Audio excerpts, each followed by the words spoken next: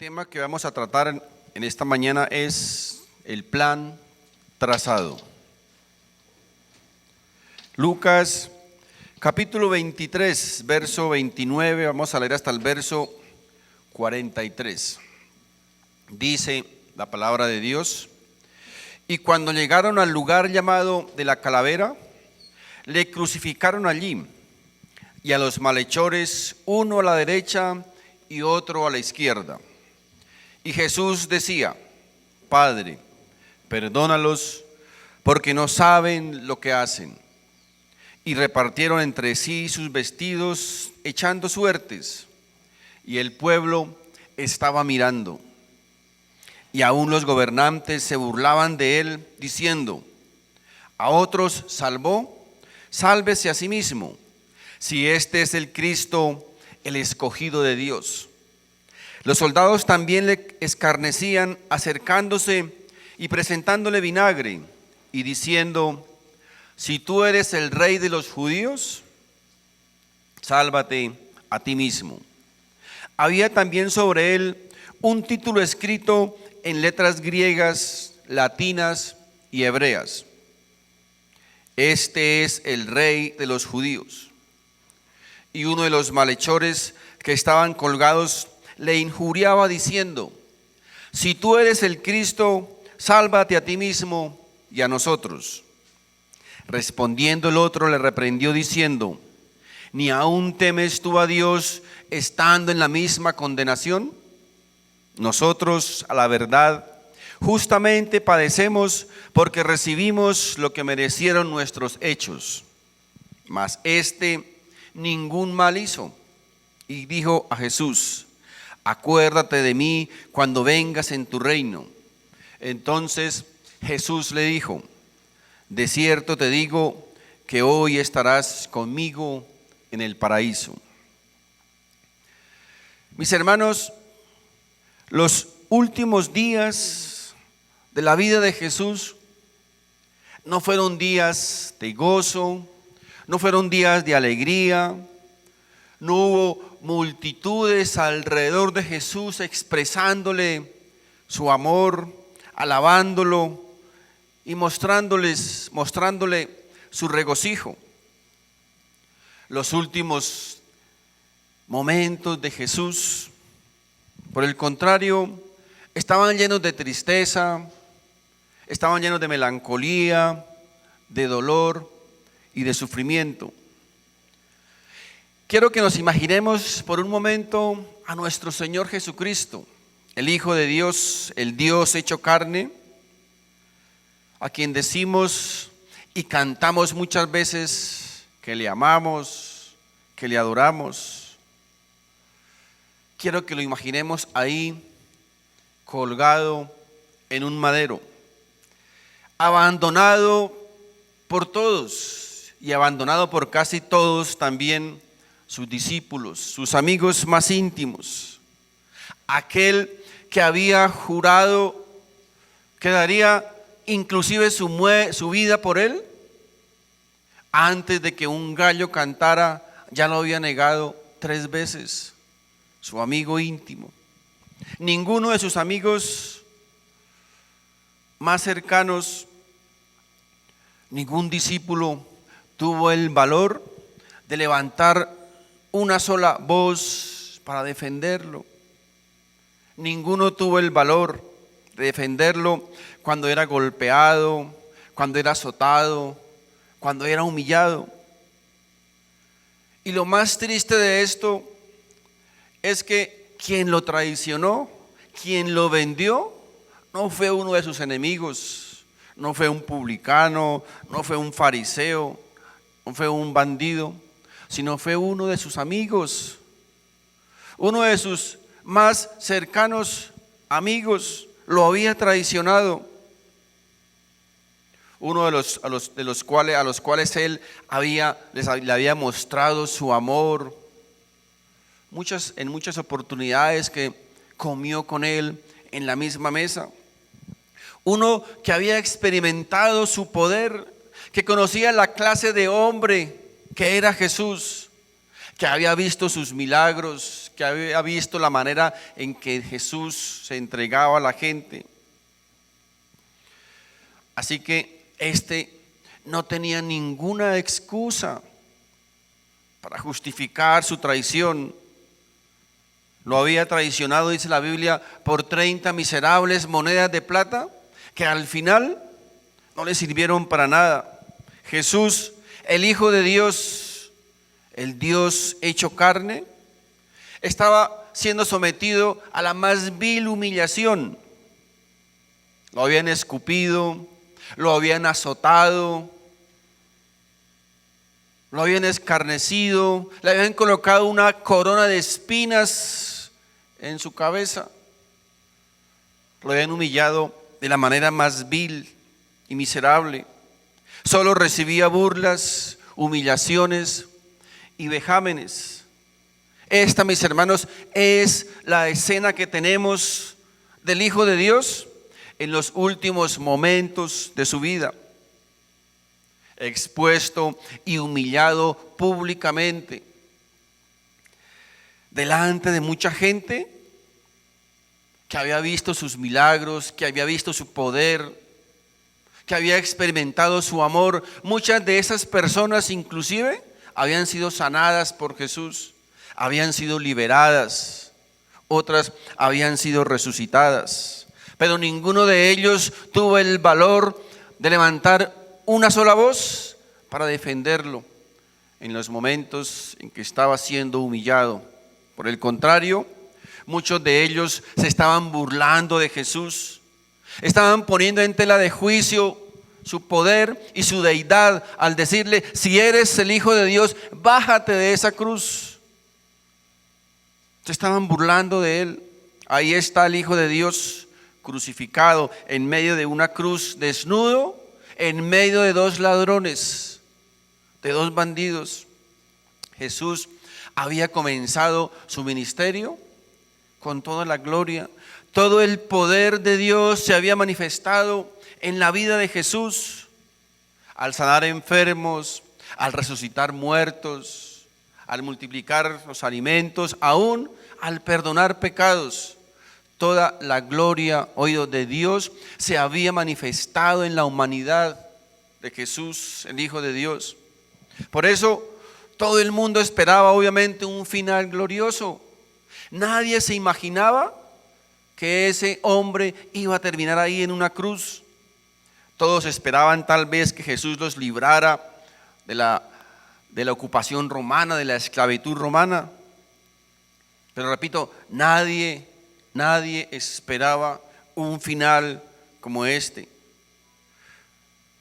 Pero el meollo del asunto, mis queridos hermanos y amigos, es que esto sucedió porque se debía cumplir la Escritura. Se debía cumplir lo que Dios había trazado desde antes de la fundación del mundo. Todo esto que ocurrió ya estaba escrito, ya estaba contemplado en el plan de Dios. Cada acontecimiento, cada suceso ya estaba escrito en el libreto de Dios para que sucediera. Allí no se trataba de lo que le apetecía a Jesús, no se trataba de lo que le apetecía a la gente, de lo que querían la gente, no se trataba de lo que declaraban o decretaban sus discípulos. Aquí se trataba de cumplir la voluntad de Dios. Se trataba de cumplir lo que estaba establecido en la voluntad de Dios. Todo, absolutamente todo lo que sucedió en la muerte, sepultura y resurrección de Jesús estaba ya acordado en un plan perfectamente planeado en el corazón de Dios. Aún, mis queridos hermanos, incluso el ser crucificado en medio de dos ladrones ya estaba establecido, estaba profetizado en la palabra.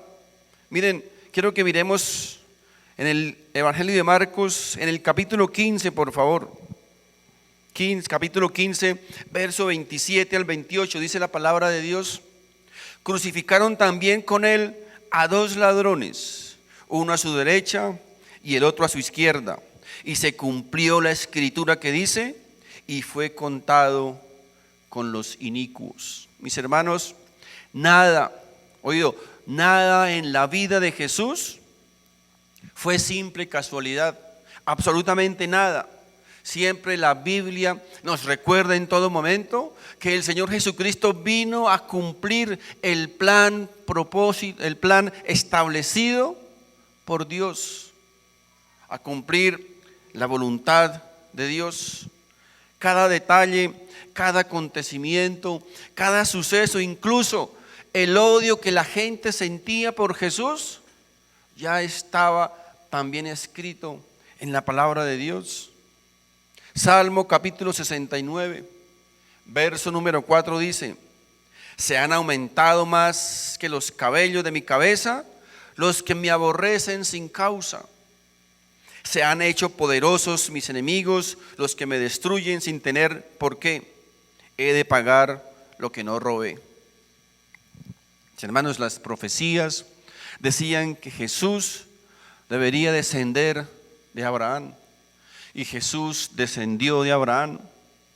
Las profecías decían que Jesús debería venir de la familia de David, y Jesús descendió de la familia de David. Las profecías decían que Jesús debería nacer de una virgen, y Jesús nació de una virgen. Las profecías decían que debía nacer en Belén, y Jesús nació en Belén. Las profecías decían que debía ser llamado el Nazareno, y fue llamado el Nazareno, aunque nació en Belén, porque la costumbre de aquel entonces es que se adquiría el gentilicio del lugar donde había crecido. Jesús nació en Belén, pero se crió en Nazaret, por eso fue llamado el Nazareno. Mis hermanos, todas las profecías relacionadas con la vida del Señor Jesucristo se cumplieron al pie de la letra, tal como estaban establecidas desde el comienzo, en la voluntad de Dios, en el corazón de Dios. Muchas veces escuchamos decir a la gente: es que nosotros debemos trazarnos nuestro destino, nosotros debemos escribir nuestra propia historia. Mis hermanos y mis amigos, nosotros no escribimos ninguna historia, nosotros no nos trazamos ningún destino. Si yo les contara a ustedes las montón de cosas que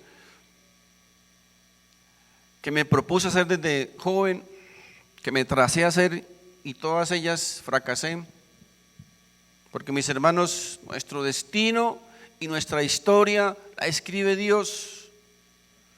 Mi vida, tu vida y tu futuro está en las manos de Dios. Si mañana, por ejemplo, deja de latir nuestro corazón, es porque Dios lo quiso así. Si mañana amanezco infectado de coronavirus y el Señor me llama a su presencia, es porque Él lo quiso así. Nuestra vida está en sus manos.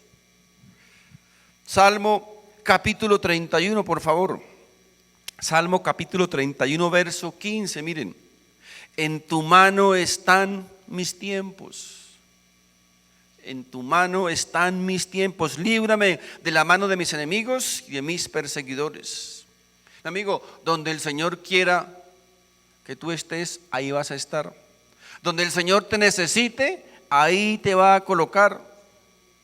Podemos querer muchas cosas, podemos planear muchas cosas, podemos emprender muchas cosas, pero si no está dentro de la voluntad de Dios, ¿saben qué va a pasar? Que Dios las va a desbaratar. Dios las va a desbaratar. ¿Hasta cuándo vamos a entender o a aprender que nosotros no decretamos nada? Que nuestras palabras, que nuestra boca no tienen ningún poder creativo. Eso no enseña la Biblia, eso no dice la Biblia. La Biblia dice que ese poder creativo de lo que se dice y se decreta se cumple o se hace, ese poder solo lo tiene Dios. Solo lo tiene Dios. Romanos capítulo 4, verso 17. Dice: como está escrito, te he puesto por padre de muchas gentes delante de Dios, a quien creyó, el cual da vida a los muertos y llama las cosas que no son como si fueran. Esto se refiere a Dios, no a nosotros, a Dios. Dios es el que tiene poder en su boca, un poder creativo, no el ser humano, no nosotros. Hay hermanitos y hermanitas que en toda conversación, en todo saludo es decretando y declarando cosas. Hermanito, Dios te bendiga. Yo decreto y declaro sobre tu vida salud, vida en abundancia y prosperidad. Qué curioso es que siempre declaran esto: salud y dinero. Muy pocas veces declaran santidad, obediencia, arrepentimiento, piedad. Solo es salud y dinero. Amén, mis hermanos, amén por las buenas intenciones que tienen para con sus hermanos. Pero si ustedes quieren que la gente adquiera conocimiento, discernimiento, pues hay que recomendarles que lean la Biblia, que estudien la Biblia, que obedezcan a Dios. Porque ¿cómo vamos a pretender o cómo pretenden que Dios le dé más discernimiento, más conocimiento a alguien si con lo poco que le ha dado no lo obedecen? Por favor.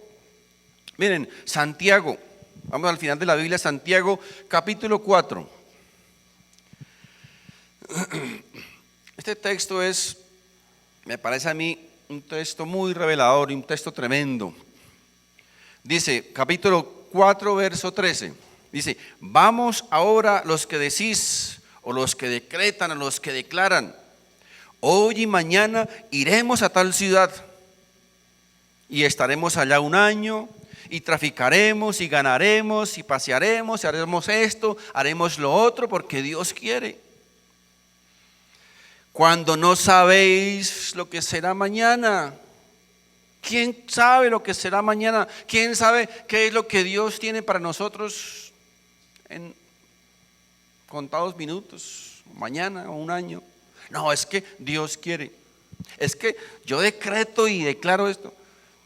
Aquí dice la Biblia, mis hermanos, no sabéis lo que será mañana.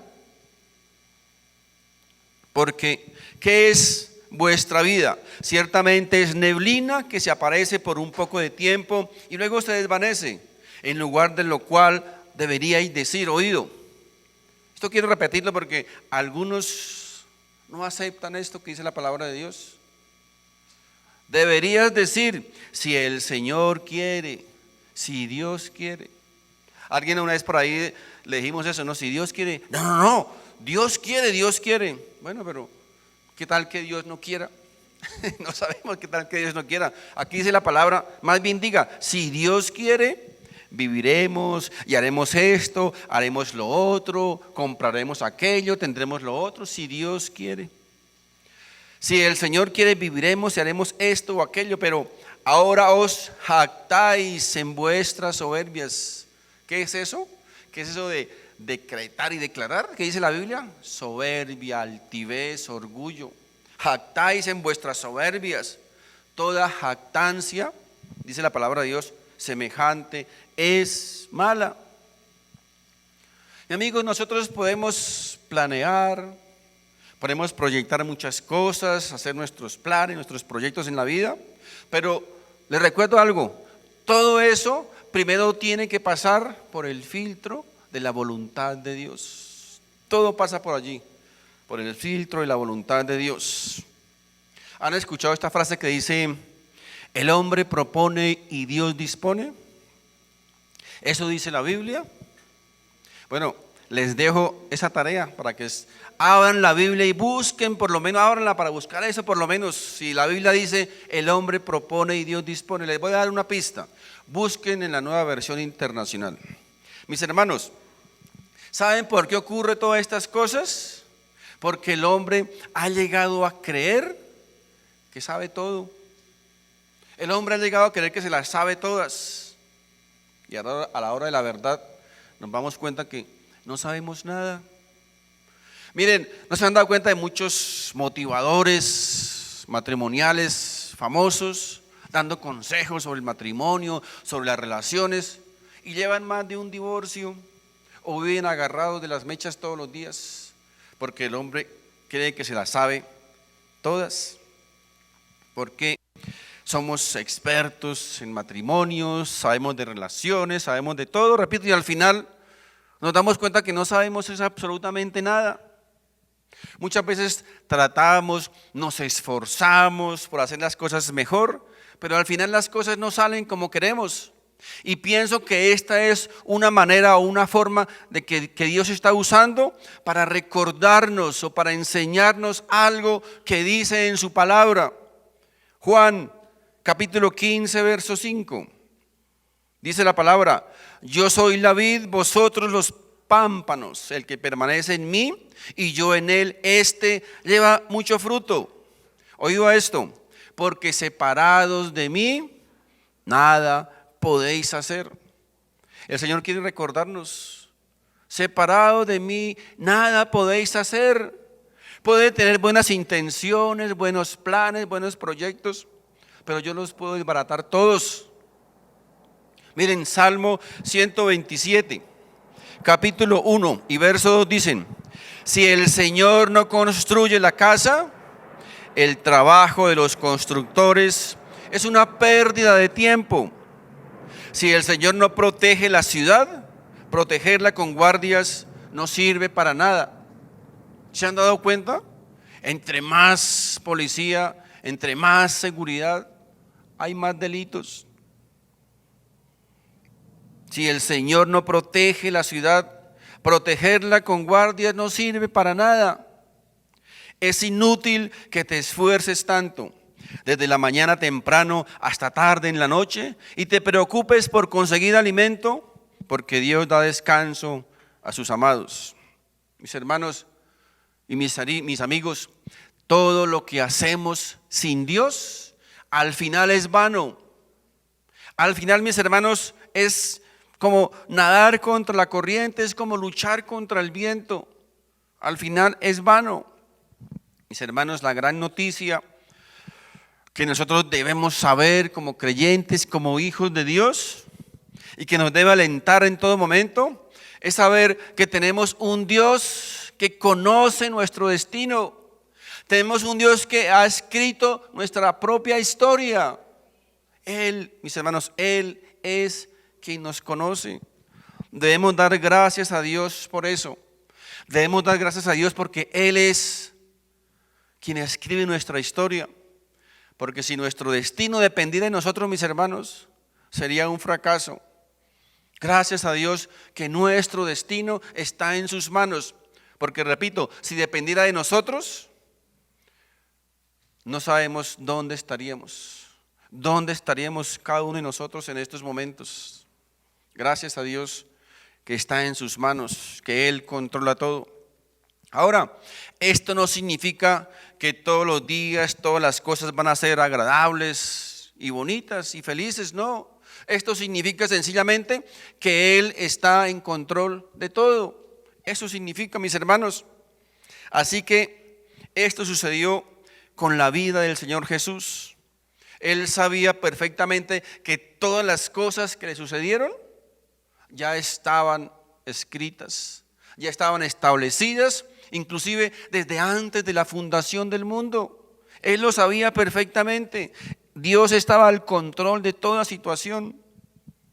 ¿Ustedes se han preguntado alguna vez por qué los judíos, que conocen todas estas profecías perfectamente, que conocen la historia de Jesús, por qué ellos no creen en Jesús? Bueno, muchos de ellos todavía no creen en Jesús. Es increíble, pero esto nos enseña, mis hermanos, ¿sabe qué nos enseña esto? Que el conocimiento no es sinónimo de conversión ni de salvación. Muchas personas pueden saber mucho de Jesús, pero nunca llegar a conocerle. El problema, mis hermanos, no es un problema de conocimiento. El problema del hombre, mis hermanos, el verdadero problema del hombre es la rebeldía de su corazón en contra de Dios y su incredulidad. Ese es el verdadero problema de los hombres. Mis hermanos, esa gente vio al Señor Jesús con sus propios ojos. Ellos experimentaron el poder de Dios en la vida de Jesús, vieron sus milagros, vieron que Él resucitó muertos, vio que liberó endemoniados, que multiplicó los alimentos. Pero en lugar de creer, ¿sabe qué? ¿Sabe qué dijeron? Que lo que Él hacía, lo hacía en el poder de Satanás. ¿Cómo les parece? Qué increíble. Esa gente conociendo toda la historia, todas las profecías, pero estaban completamente ciegos espiritualmente. Muchas veces sé que nos hemos preguntado, ¿cómo hacemos para que mi esposo se convierta, para que mi esposa se convierta, para que mis hijos se conviertan, para que mis padres se conviertan? ¿Qué debo hacer? ¿Cómo debo hablarles? ¿Qué estrategias puedo usar? Mis hermanos, ojalá tuviésemos el secreto y la fórmula para lograr que todos llegaran a creer y se salvaran. Ojalá tuviésemos esa fórmula. Si tuviésemos la fórmula para hacerlo, muy seguramente todas nuestras familias serían salvas, ¿verdad? Todos estarían aquí. Pero tristemente sabemos que muchos no están aquí. Porque, mis queridos hermanos, le podemos hablar a la gente de muchas maneras. Le podemos hablar muy bonito, esforzarnos, trabajar para llevar el evangelio, para evangelizar, para enseñar, para testificar, para predicar. Pero vemos que todavía muchos continúan sin creer. Muchos continúan alejados de Dios. Porque la Biblia dice que se necesita que el Señor mismo les quite ese velo espiritual. Es una obra de Dios. Es una obra de Dios, no nuestra. Nosotros solamente somos unos instrumentos en las manos de Dios. Se necesita que Dios les quite el velo espiritual. Segunda de Corintios, capítulo 3, verso 14. Dice la palabra de Dios, pero el entendimiento de ellos se embotó. Como quien dice, perdieron el discernimiento. Porque hasta el día de hoy, cuando leen el antiguo pacto, les queda el mismo velo no descubierto, el cual por Cristo es quitado. Solo Cristo puede quitar cualquier velo espiritual para poder entender realmente la verdad de Dios. Y aún hasta el día de hoy dice, cuando se lee a Moisés, el velo está puesto sobre el corazón de ellos.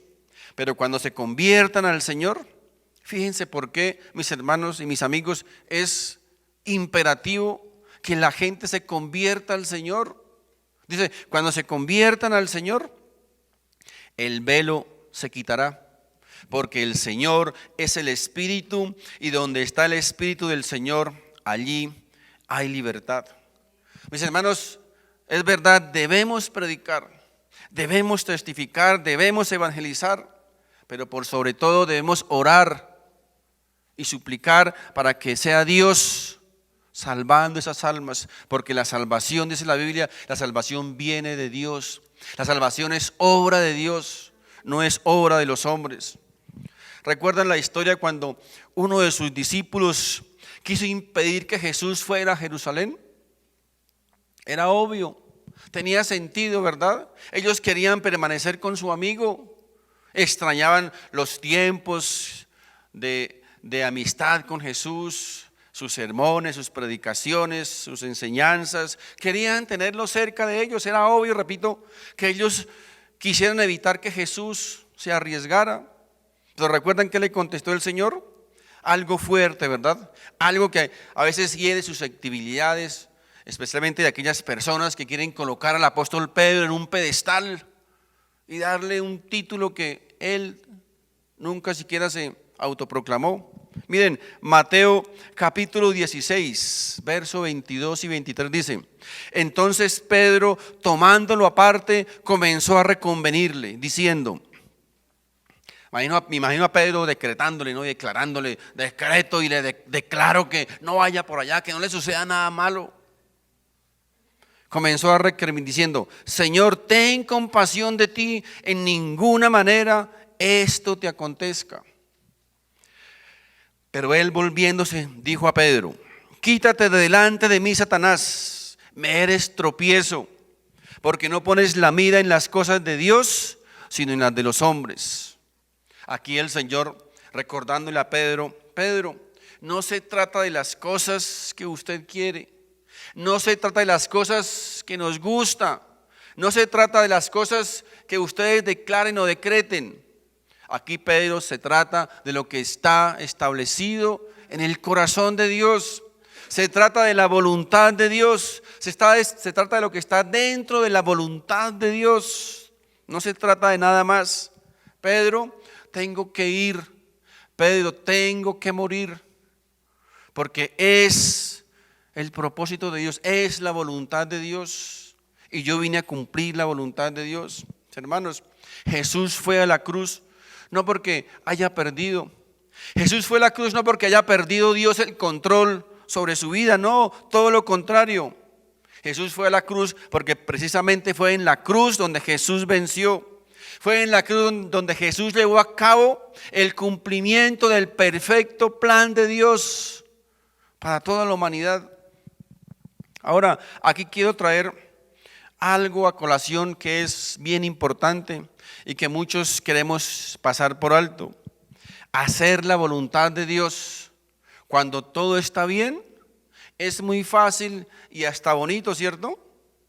Porque para Jesús hacer la voluntad de Dios, haciendo milagros, mostrando la gloria de Dios, resucitando muertos, sanando enfermos, liberando endemoniados, multiplicando la comida, pues hacer la voluntad de Dios con todas estas cosas era hermoso, ¿verdad? Pero ahora aquí vemos a Jesús solo, abandonado, desechado, humillado, y aún así Jesús cumplió perfectamente la voluntad de Dios. Mis hermanos, la pregunta es: ¿cómo honramos a Dios? ¿Cómo obedecemos a Dios? ¿Cómo reaccionamos ante Dios cuando las cosas no salen como nosotros queremos o las cosas no se dan como a nosotros nos gusta? ¿Cómo honramos a Dios cuando las cosas se ponen difíciles? ¿Cómo honramos a Dios cuando hay escasez? ¿Cómo honramos a Dios cuando hay enfermedad? Cuando no hay trabajo. ¿Cómo honramos a Dios cuando llegan las deudas? Nos desquitamos con nuestro cónyuge, con nuestros hijos, con las personas que nos rodean. Le damos la espalda a Dios, renegamos de su poder, dudamos de su amor y de su misericordia. ¿Saben qué le estamos diciendo a Dios con esto? Le estamos diciendo: Dios, mientras me tenga bien, mientras me cumpla lo que yo le pido, voy a estar contigo. Pero ni se le ocurra tocarme, porque va a tener problemas conmigo. Ya así no cuente conmigo. No vuelvo a la iglesia, no leo la Biblia, no oro. Ay, le recuerdo, ni un peso para la obra. Así que conmigo no se meta, Señor. Esas personas, ¿qué se estarán creyendo? ¿Pensarán que el Señor tiene que doblegarse ante los chantajes y ante las rabietas de muchos de sus hijos? Si creemos eso, mis hermanos, estamos muy equivocados. Es más, estamos en el lugar equivocado. No obedecemos a Dios, no alabamos a Dios, no adoramos a Dios por lo que Él nos dé o porque Dios nos necesita. He escuchado por ahí algunos que es que Dios nos necesita. Mi amigo, Dios no te necesita. Dios no me necesita a mí. Dios puede hacer las cosas solito y mejor que nosotros. El que Él haya querido involucrarnos en sus planes es otra cosa, pero Dios no nos necesita. Nosotros somos los que necesitamos a Dios. Así que si usted le obedece, si usted le adora, si usted le sirve, es porque realmente le ama. Es porque has reconocido lo que Él ha hecho por nosotros espiritualmente. Y en razón a eso, en gratitud a eso, le amamos y le servimos. Mi amigo, Jesús estaba solo, abandonado, humillado, desamparado, desgarrado y sangrando. Y aún así siguió adelante en el cumplimiento de la voluntad de Dios. todo para cumplir el propósito de Dios en su vida, todo para cumplir la voluntad de Dios. Nosotros que no hemos pasado por lo más mínimo siquiera de lo que le pasó al Señor, vivimos reclamándole a Dios, vivimos exigiéndole a Dios un montón de cosas. Mis hermanos, un verdadero hijo de Dios, un verdadero adorador, adora a Dios con comida o sin comida. Un verdadero hijo de Dios, un verdadero adorador, adora a Dios con salud o en la enfermedad, con dinero o sin dinero. Esto nos lo enseñó el mismo Señor Jesucristo en toda su vida. Él fue fiel a Dios. Mis hermanos, en los peores momentos de su vida, en toda circunstancia, Él fue fiel a Dios. Pero hoy nos quieren vender la idea de que solo debemos aceptar lo que nos gusta o lo que nos haga sentir bien. Este cónyuge ya no me hace sentir bien, toca cambiarlo por uno más nuevo o por una más nueva, porque no me hace sentir bien. Me voy de esta iglesia porque no me siento bien, no siento la presencia de Dios. Mis hermanos, mucha gente vive toda su vida de iglesia en iglesia, buscando dónde lo hacen sentir bien. Pero la verdad es que ellos no están buscando sentirse bien, ellos están buscando escuchar lo que ellos quieren oír. Así somos, nos queremos mover por lo que me haga sentir bien. Queremos ser el centro de la tierra, el centro del universo. Ya no es la tierra la que gira alrededor del sol, sino que la tierra debe girar alrededor nuestro. Queremos ser los más importantes. Nadie puede sufrir.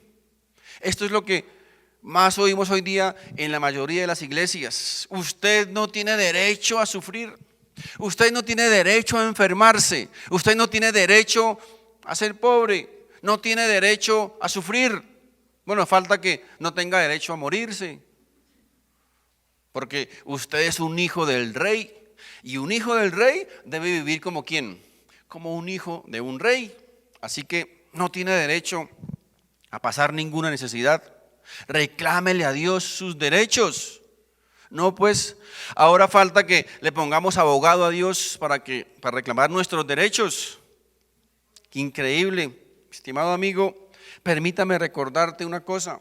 Jesús, el hijo del Rey de Reyes y Señor de Señores, no vivió como un hijo de un rey. Jesús, mis hermanos, desde el mismo momento de su nacimiento comenzó el calvario de su vida. Desde pequeño quisieron matarlo. Sus papás tuvieron que huir para salvarle la vida. Jesús, su vida se caracterizó, mis hermanos, toda su vida por el dolor y por el sufrimiento. Muchos dicen, no, pero es que claro, es que Él sufrió para que nosotros pudiésemos gozar hoy día.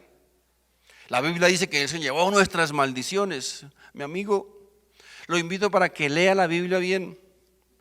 La Biblia dice que Jesús llevó la maldición del pecado, no todas las otras maldiciones. Por eso todavía nos enfermamos y nos morimos.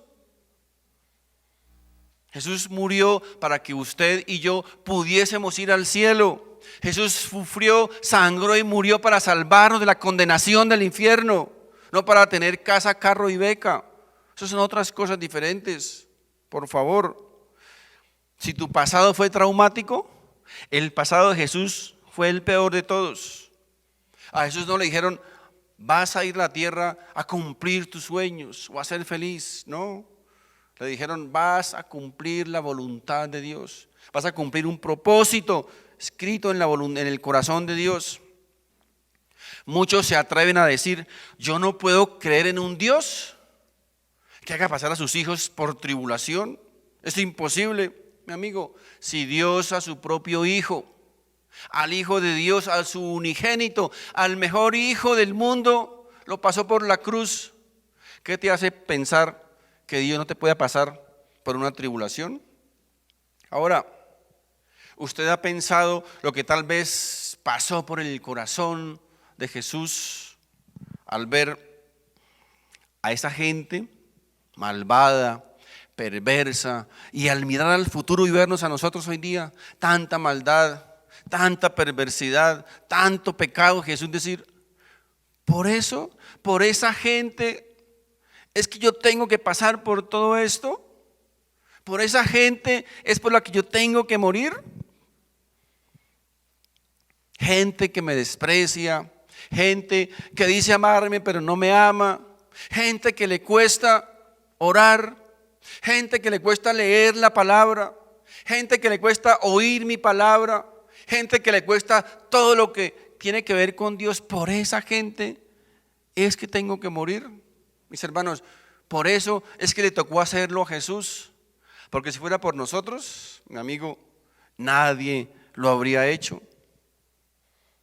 ¿Se han dado cuenta cómo somos de sensibles y de susceptibles con la gente? Nos dicen algo o nos hacen algo que nos ofende y nos lanzamos o vamos lanza en ristre contra esas personas. Si son nuestros hermanos, les quitamos el saludo, los aislamos, los apartamos, comenzamos a hablar mal de ellos, porque es que lo que yo hago son cosas sencillas, pero lo que me hacen a mí, no, eso es terrible, eso es gravísimo. Mis hermanos, ¿saben qué es eso? No es más que soberbia, altivez, orgullo del ser humano. ¿Acaso somos nosotros tan perfectos que nunca ofendemos a nadie? ¿Somos tan perfectos que nunca ofendemos a Dios? ¿Que nunca pecamos contra Dios? Mis hermanos, las buenas noticias es que mientras estemos en esta tierra, mientras haya aliento en nuestra vida, siempre hay esperanza de salvación. Debemos seguir predicando, debemos seguir intercediendo, debemos seguir orando por nuestros seres queridos, por nuestra familia, por nuestros amigos, por nuestros parientes. Debemos seguir haciéndolo. Miren, ese hombre colgado en el madero al lado de Jesús era un bandido, era un criminal. Toda su vida tal vez había estado haciendo un montón de cosas horribles, pero en los últimos momentos de su vida pudo reconocer a Jesús y se arrepintió y recibió salvación. Mis hermanos, porque mientras haya un latido en nuestro corazón, siempre Dios va a tener la oportunidad para salvarnos. Amén. Quiero que ahí donde estén me acompañen por favor en esta oración. Amado Dios, gracias Señor por tu palabra. Gracias, amado Dios, por este hermoso libro que dejaste para nuestro conocimiento, para nuestro entendimiento y para nuestro estudio. Gracias porque tus palabras, tu perfecta voluntad están allí plasmadas, Señor, en este hermoso libro que es tu palabra, la palabra de Dios, la Biblia.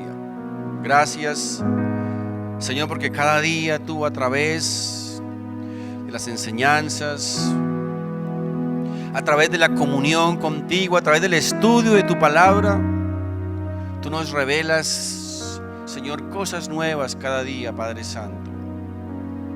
Bendito Dios, yo te ruego, Señor, que tú coloques en el corazón de tus hijos, en el corazón de tu pueblo, aún en el corazón del mundo, poder acceder a tu palabra, poder llegar, Señor, al estudio de tu palabra, poder llegar, Señor, al conocimiento de tu palabra, porque en tu palabra, Señor, está revelada o está revelado la historia, Señor, de la humanidad. Bendito Dios, gracias te doy en esta mañana, Señor, por tu palabra, por ese alimento que tú permites que llegue a nuestro espíritu, por esa revelación, por esa luz que tú traes, Señor, cada día a tu pueblo. Bendito Dios, ayúdanos a nosotros, especialmente como tus hijos, como tu pueblo, y coloca en nuestro corazón. Tu palabra dice que tú colocas en nosotros el querer como el hacer. Por eso hoy te rogamos que tú coloques en nuestro corazón ese deseo, ese anhelo, Señor, por conocer de tu palabra, por llegar a escudriñar tu palabra, Señor. ¿Cómo alguien puede llegar, Señor, a conocerte, a enamorarse de ti, Señor, si no es a través de tu palabra? Ayúdenos, bendito Dios, a tener esa hambre, esa sed, Señor, por conocer más y más de ti a través de tu bendita palabra. Gracias, amado Jesús. Gracias, Padre Santo, porque hoy tú nos has mostrado, nos has revelado, Señor, nuestra vida, que nuestro futuro, que nuestra historia, Señor, está en tus manos. Tú escribes nuestra historia, Señor. Tú controlas nuestro futuro, Señor, nuestra vida, nuestra familia, nuestro hogar, y todo, Señor, está en tus manos. Y por eso te damos especialmente gracias, bendito Dios, porque tú eres el Dios del universo, porque tú eres el soberano, porque tú eres nuestro Rey y nuestro Padre. Bendito Dios, gracias, gracias, benditas gracias, Señor Jesús, por controlar nuestra vida, por tener el control, Señor, sobre toda circunstancia. Gracias por tu bendita soberanía, Señor Jesús. En tu nombre precioso, amado Jesús, hemos orado. Amén. Amén. Mis hermanos, Dios